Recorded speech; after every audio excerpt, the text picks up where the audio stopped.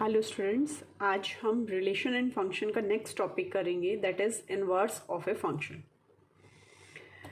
Late F be a one function of X onto Y. F एक function है जो कि one function है और साथ ही साथ वो ऑन टू भी है. फ्रॉम एक्स टू वाई हमने डिफाइन किया है फंक्शन एफ को. इसको एरो डायग्राम से समझते हैं. हमारे पास दो सेट हैं एक्स एंड वाई. इस पे हमने एफ फंक्शन को डिफाइन किया है such that f is one and onto. One and onto मतलब यहाँ पे जितने भी एलिमेंट्स हैं एफ के वो अलग अलग एलिमेंट से कनेक्ट हो रहे हैं और पूरा का पूरा जो कोडोमेन है वो हमारा रेंज बन गया है. यानी कि इसके हर एलिमेंट किसी ना किसी से कनेक्टेड है और एक एलिमेंट एक से ही कनेक्टेड है. इसको हम इस तरह भी लिख सकते हैं एफ एक्स वन, यानी कि x1 की value under function f is y1, f of x2 is y2, f of x3 is y3 and f of x4 is y4. अगर हमारा फंक्शन f जो है वो वन और ऑन टू दोनों कंडीशन सेटिस्फाई करता है तो हम कहते हैं कि ये फंक्शन f जो है वो इन्वर्टिबल है, यानी कि इसका इन्वर्स एग्जिस्ट करता है. अब आप इस डायग्राम को देख रहे हैं तो इस डायग्राम को देख के हमें दिख रहा है कि x1 y1 से कनेक्टेड है, या फिर हम इसको ऐसे भी कह सकते हैं कि y1 x1 से कनेक्टेड है. तो यहाँ से x1 से y1 को कनेक्ट करने के लिए f फंक्शन था, तो कोई एक ऐसा फंक्शन भी एग्जिस्ट करता होगा जो कि y1 को x1 से कनेक्ट करे. जैसे कि हमने यहाँ बनाया है. इस बार हमने डोमेन y को ले लिया है और हमारा जो कोडोमेन है वो हमने x को बना दिया है. तो हम कह सकते हैं कि every y1 is connected to x1, y2 is connected to x2, y3 x3 से और y4 x4. जो इस तरह का फंक्शन होगा जो कि हर y के एलिमेंट को x से कनेक्ट करेगा उसको हम बोलेंगे f इनवर्स, यानी कि f का इनवर्स फंक्शन. इसको इस तरह रिप्रेजेंट करते हैं f की पावर -1. और भी बाकी चीज़ों में भी अपने सेट में भी और जगह भी देखा होगा कि हम इन्वर्स को -1 से रिप्रेजेंट करते हैं. इसी तरह हम फंक्शन में भी करेंगे. So we can write it as f inverse. अब जो एफ इनवर्स है वो एक्स पे नहीं अप्लाई होगा, उसका डोमेन वाई एलिमेंट्स हैं तो वो वाई पे अप्लाई होगा. Of y1 equals to x1. इसी तरह y2 का x2 हो जाएगा एंड सो ऑन. आइए इसको एक एग्जांपल से समझते हैं. हमारे पास दो सेट दिए हुए हैं S एंड T. S में एलिमेंट्स हैं A, B, C और T में एलिमेंट्स हैं 1, 2, 3. F एक फंक्शन डिफाइन किया हुआ है from S to T given by this. हमें पता करना है कि F का इन्वर्स एग्जिस्ट करेगा और करेगा तो वो क्या होगा.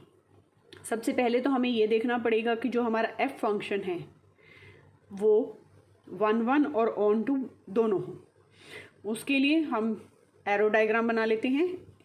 S के एलिमेंट्स A, B और C रिप्रेजेंट किया और T के एलिमेंट्स 1, 2, 3 से. अब A किससे कनेक्टेड है? 3 से. A को 3 से कनेक्ट कर दीजिए, B 2 से और C कनेक्ट है 1 से. अब आप देख रहे हैं कि हर एक एलिमेंट एक से ही कनेक्टेड है और T के सारे एलिमेंट्स कवर हो रहे हैं, यानी कि फंक्शन वन भी है और ऑन टू भी है. फंक्शन वन और ऑन टू है, it means f is invertible.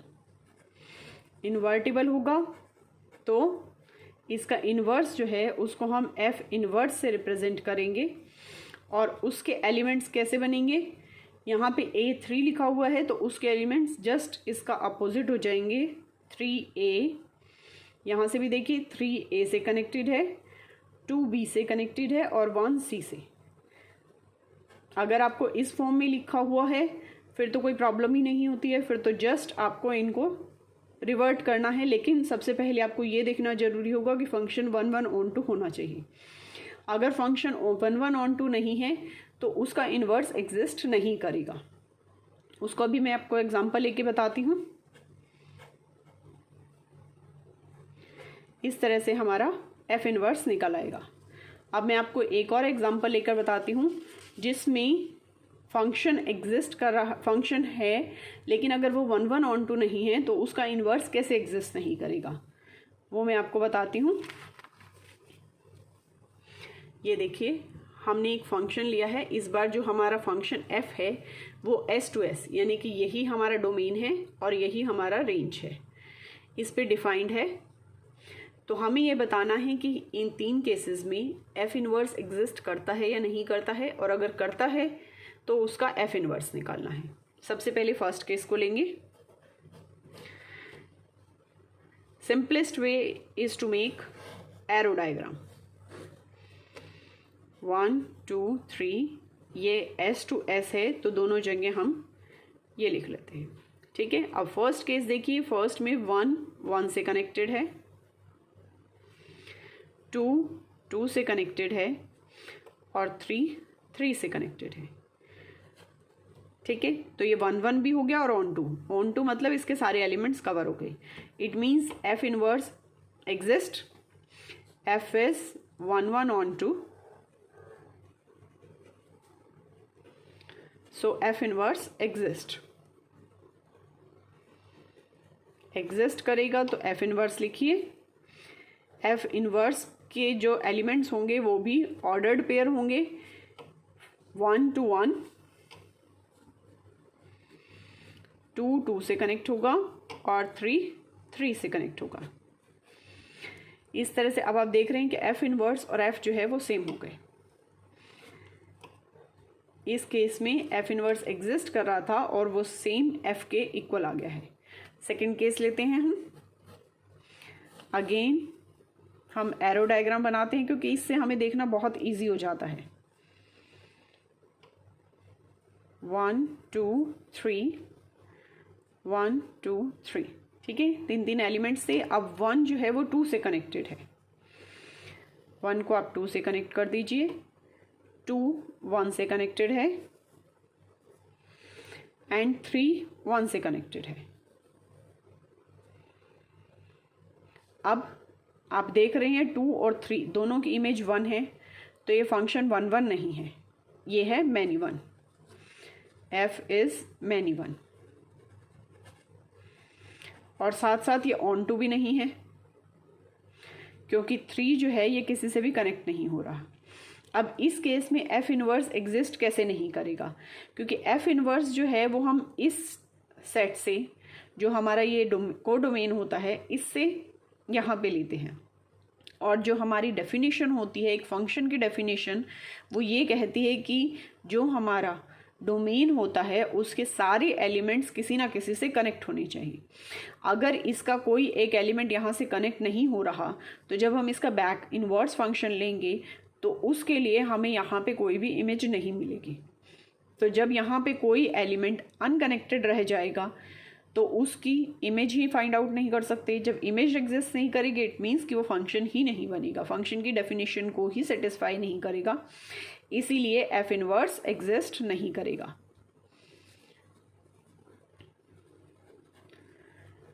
यहां लिखेंगे function is many 1 and not onto, that's why f inverse does not exist. Third case लेते हैं। अगेन हम एरो डायग्राम्स बना लेते हैं पहले ही। अब देखिए 1 3 से कनेक्टेड है, 3 2 से कनेक्टेड है एंड 2 1 से कनेक्टेड है। इस बार हमारा जो कनेक्शन है यहाँ पे तो सब अपने आप से कनेक्टेड थे, लेकिन यहाँ चेंज हुआ है। But in that case also every one is connected to a single element here and all elements are images of some elements of S here. It means function is 1 1 and on to both. F is 1 1 and on to. जब दोनों condition satisfy हो गई it means f inverse exist. F inverse कैसे लिखेंगे हम? Again ordered pair, 1 किससे connect है, 2 से। जस्ट रिवर्स द प्रोसेस, ये हम डोमेन बना लेते हैं और ये इसकी इमेजेस बना लेते हैं। 1 2 से कनेक्टेड है, 2 3 से कनेक्टेड है और 3 कनेक्टेड है 1 से। इस तरह से एफ इनवर्स के लिए 1 1 और ऑन टू की कंडीशन होनी बहुत ज़रूरी है। आइए इसकी डेफिनेशन देखते हैं। Let F from X to Y, ये हमारा डोमेन और ये हमारा कोडोमेन है, be A 1 1 and onto function.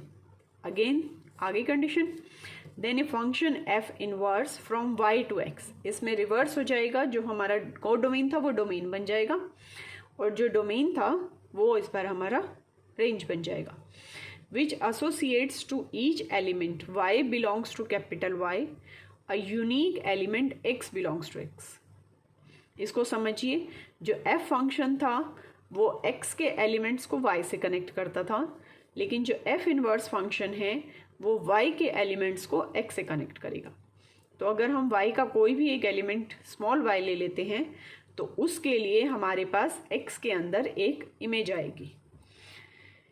F x is equal to y अगर इस तरह से डिफाइंड है वो, तो इनवर्स ऑफ वाई डिफाइन होगा f inverse y is equal to small x, और जो हमारा एफ इनवर्स होगा वो वाई टू एक्स एग्जिस्ट करेगा। ये चीज़ ध्यान रखनी है आपको कि ये इसका डोमेन है और ये इसकी रेंज है।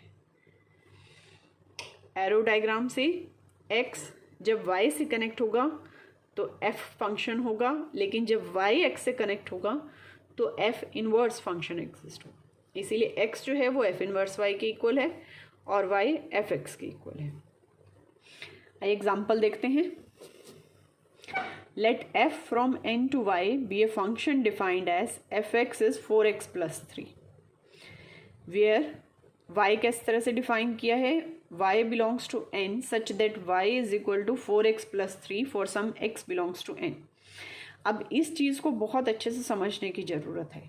अगर ये फंक्शन कहता फ्रॉम n टू n, तो हमारी जो इसकी रेंज बनती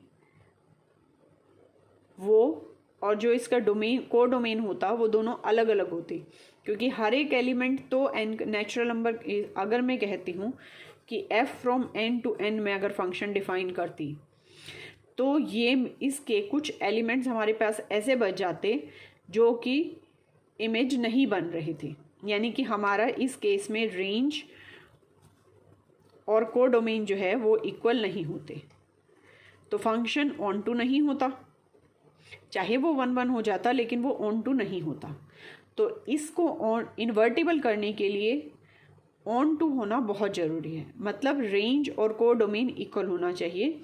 और यहाँ हमारा जो वाई डिफाइन किया है, कोडोमेन डिफाइन किया गया है, वो इस तरह से डिफाइन किया गया है कि वो किसी ना किसी एक्स की इमेज है। उन्हीं एलिमेंट्स को लिया गया है कैपिटल वाई के अंदर जो किसी एक्स की अंडर एफ इमेज बन रहे थे। तो इसीलिए यहाँ पे जो रेंज और कोडोमेन है वो दोनों के दोनों सेम हैं, इसीलिए फंक्शन ऑन टू है। अब हमें इन्वर्टिबल शो करना है, तो इन्वर्टिबल के लिए सबसे पहले हम 1 1 और ऑन टू की कंडीशन चेक करेंगे। जो इस तरह के फंक्शंस होंगे जिसमें कि हमें अलग अलग वैल्यूज़ नहीं दी हुई है, उसको प्रूफ करने का तरीका है, हम फंक्शन को 1 1 प्रूफ करने के लिए करते हैं कि हम उनकी इमेजेस सेम ले लेते हैं। If fx1 is equal to fx2 for some x1 x2 belongs to n, तो हमें ये प्रूव करना होता है कि x1 इक्वल्स टू x2। अब यहाँ सब्सटीट्यूट कीजिए values, it will become 4x1 plus 3 equals to 4x2 plus 3।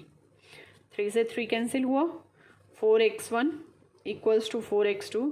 As 4 is not equal to 0, so we can divide it by 4, we get x1 equals to x2. It means f is 1 1।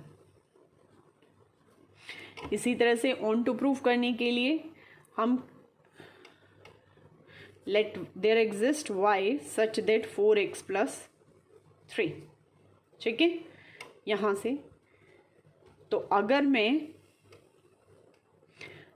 we can write it as y minus 3 equals to 4x और y minus 3 upon 4 equals to x. अब y जो है वो natural number है,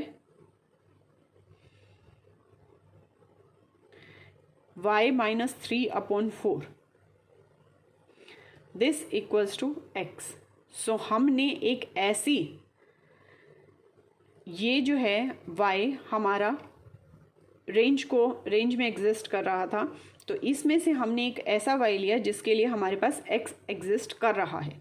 x is a natural number, ठीक है. तो इसका मतलब फंक्शन ऑन टू भी है. तो अगर फंक्शन ऑन टू है तो उसका इन्वर्स एग्जिस्ट करेगा. Let define f inverse of y as y minus 3 upon 4.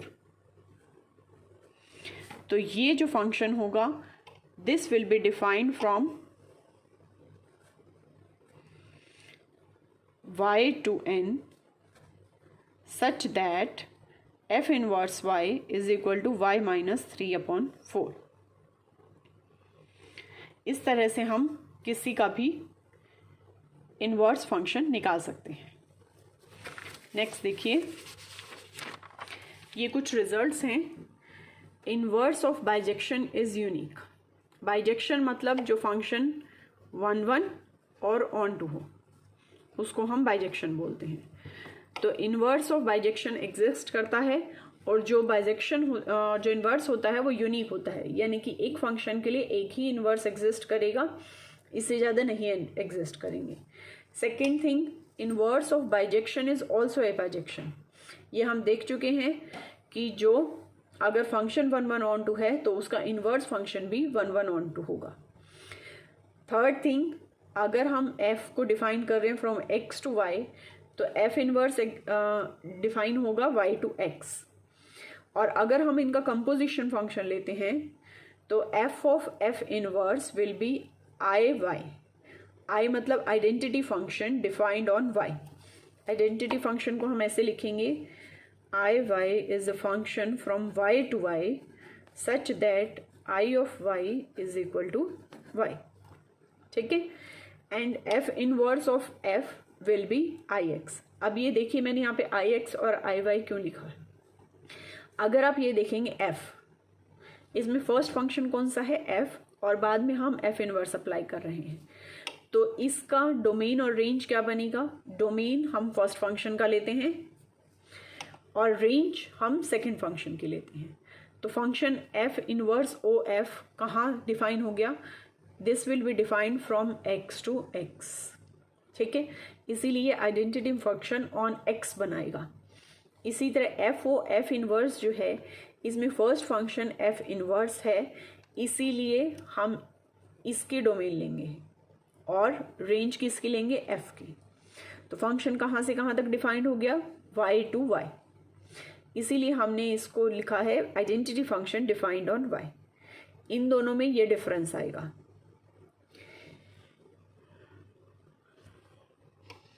Fourth result, अगर f और g हमारे पास दो बाइजेक्शंस दिए हुए हैं, f defined from x to y and g defined from y to z.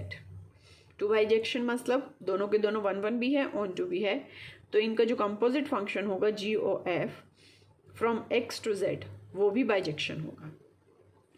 अभी हमने ऊपर किया कि अगर बाइजेक्शन होता है तो f o f inverse is i y and f inverse of f is i x.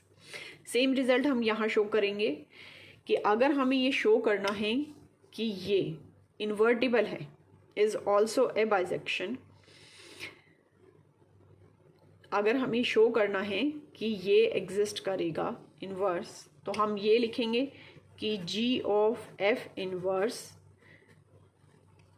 And g o f, अगर हम ये लें तो वो i x बनना चाहिए. ठीक है, जैसे हमने ऊपर किया था कि f इनवर्स और f की कंपोजिशन लें तो आइडेंटिटी फंक्शन बनना चाहिए. तो अगर हम ये शो कर देते हैं कि दिस एंड दिस इनकी कंपोजिशन अगर आइडेंटिटी फंक्शन बन जाती है तो ये इनवर्स एग्जिस्ट करेगा.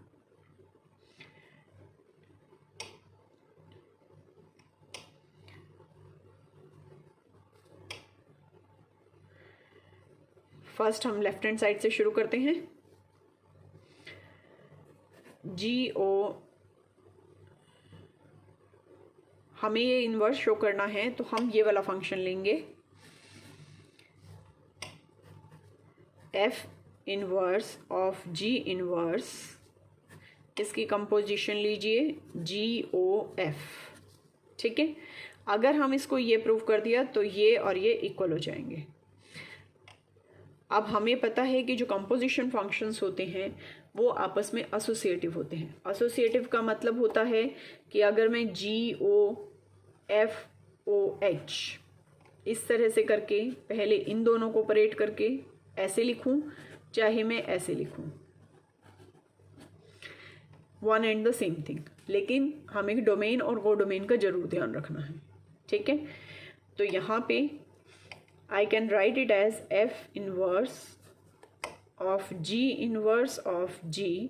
इन दोनों को मैंने इकट्ठा कर लिया है और इसे मैंने अलग रखा है। तो G इनवर्स ऑफ G, अभी मैंने कहा कि ये इन्वर्टिबल फंक्शन है, तो इन्वर्टिबल फंक्शन है तो G इनवर्स ओ G किसके बराबर होगा, I Y के। इसका डोमेन लेना है तो I Y के इक्वल होगा। इसको आप लिख दीजिए I Y ऑफ F। अब आइडेंटिटी फंक्शन को किसी के साथ भी कनेक्ट कीजिए, वह आइडेंटिटी सेम फंक्शन देगा, and F inverse o F will be equals to IX.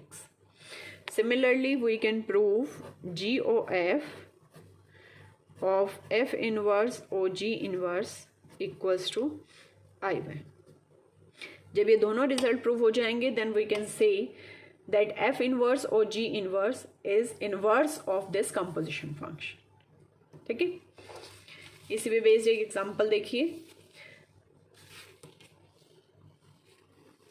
Same example जो हमने यहाँ किया था 4x + 3, अब मैं आपको कंपोजिशन के मेथड से बताती हूँ।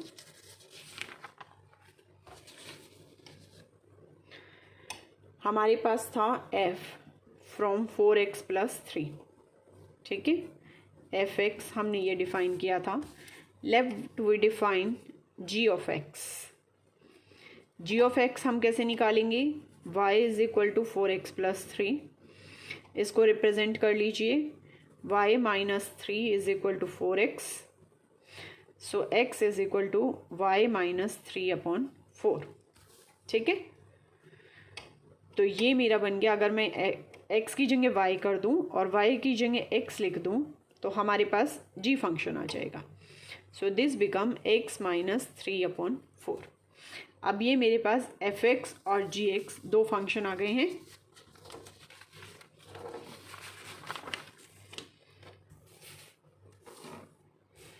यहाँ दोबारा से लिख लेते हैं हम, fx आ गया है 4x + 3 एंड gx हमारा आ गया है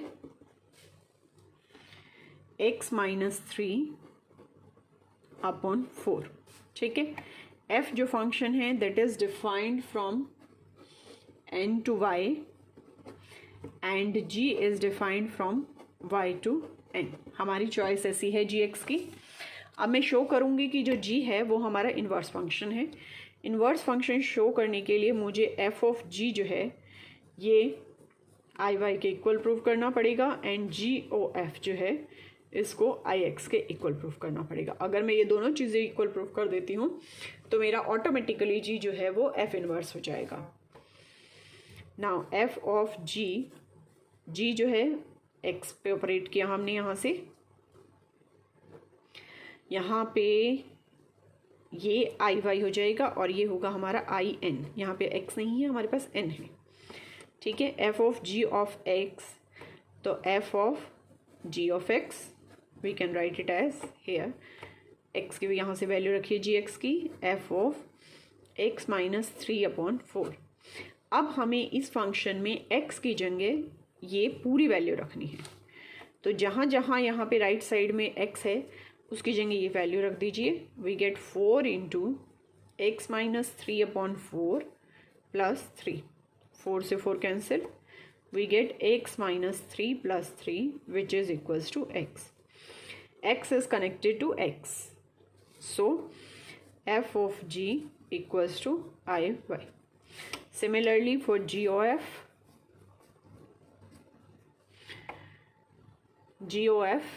equals to g of fx. fx की वैल्यू हमारी कितनी है 4x + 3. अब जो g फंक्शन है यहाँ x की जगह हमें 4x + 3 पुट करना है. So we get 4x + 3 minus 3 upon 4. Open कर लीजिए bracket. 4x + 3 minus 3 upon 4. We get 4x upon 4 which is equals to x. Again g of f equals to identity function. So we can say g is equals to f inverse. Clear? Next कुछ और examples करेंगे हम.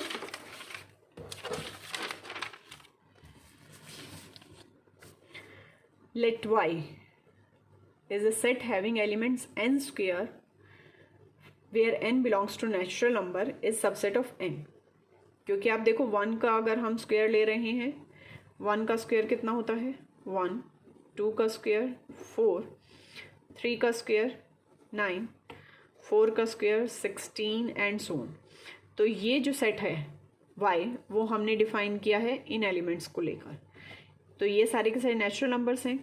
This is subset of natural number. Consider f from n to y as fn is equal to n square. Show that f is invertible and find the inverse of f.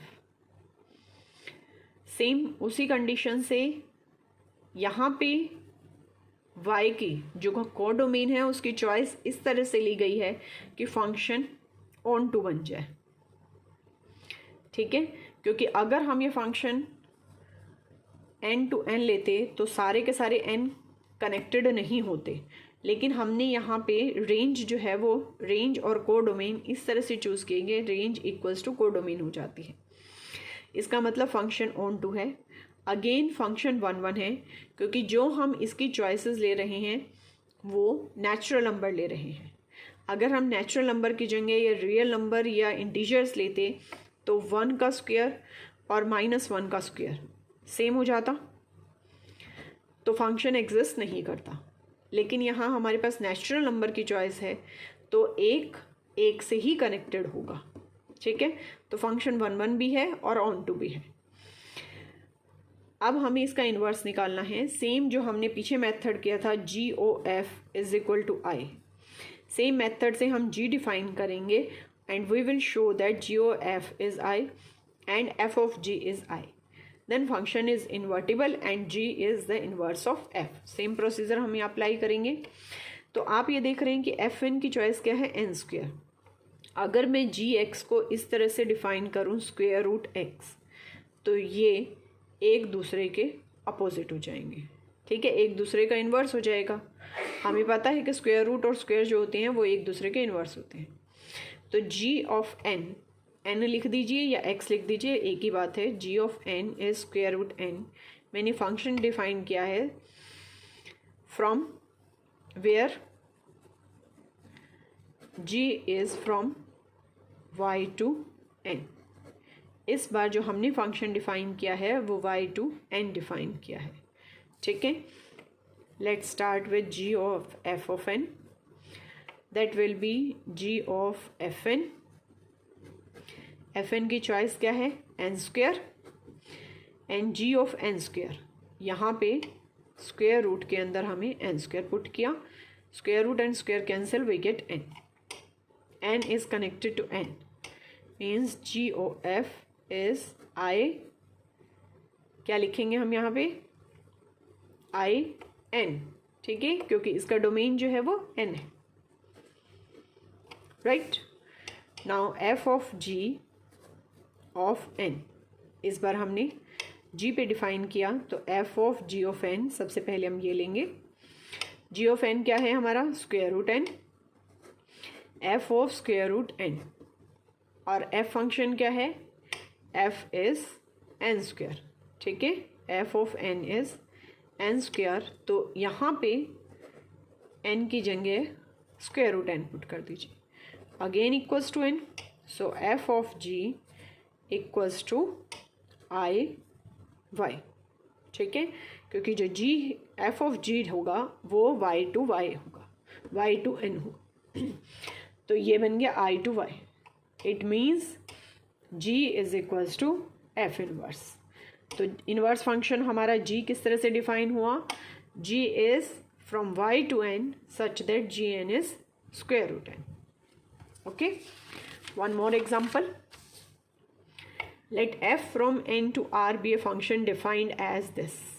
अब function जो है वो n to are define किया था, लेकिन फिर उसके बाद उसने कहा कि अगर जो एफ है उसकी चॉइस हम ऐसी ले लें कि वो एन टू एस है, where s is the range of F.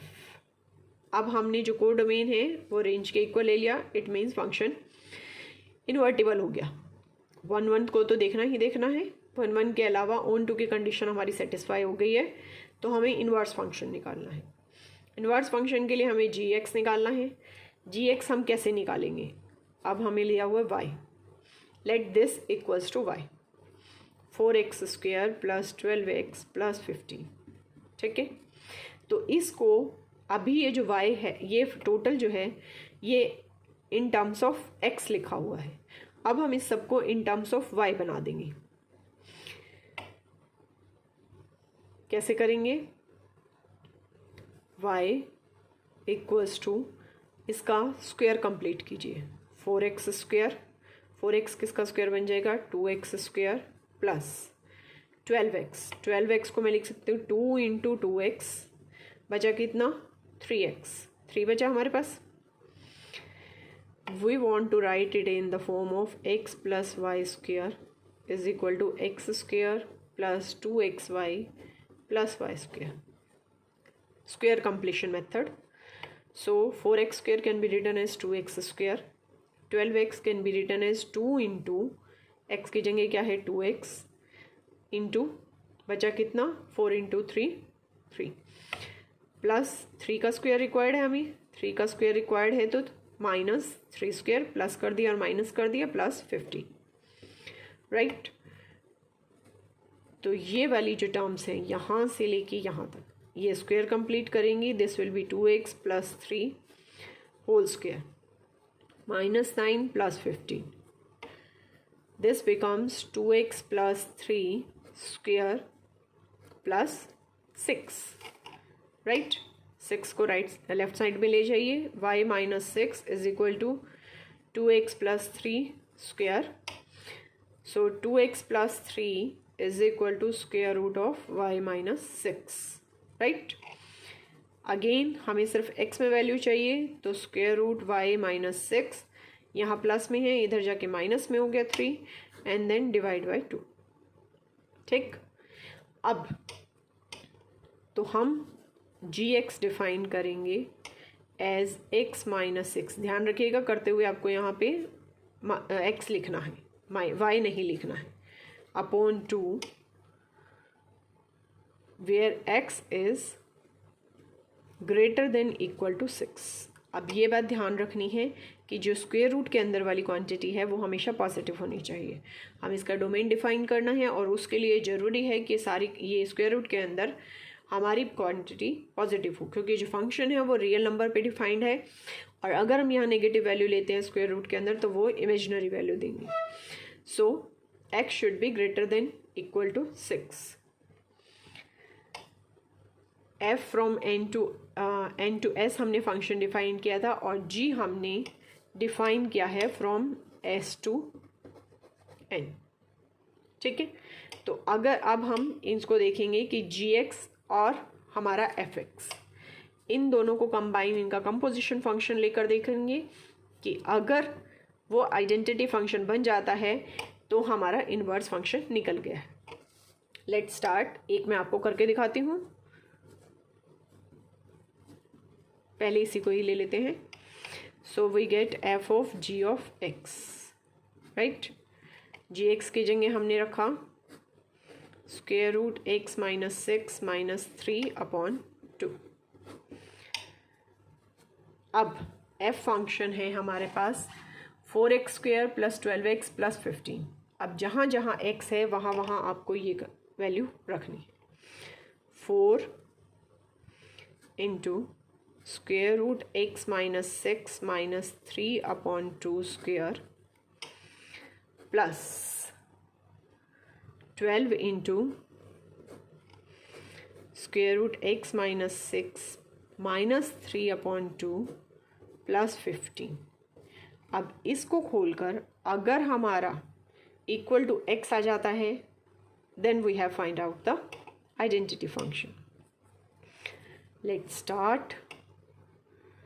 इधर से 4 आउट, इसका square 4 a² x minus 6 plus b² 9 minus 3 into 2 6 square root x minus 6। ठीक है, 4 से 4 कैंसिल।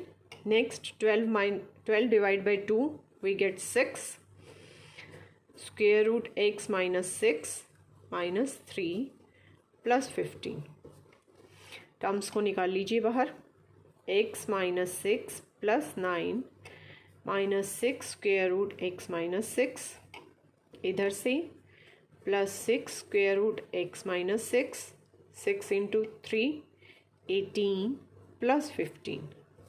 राइट, ये टर्म्स कैंसिल हो गई।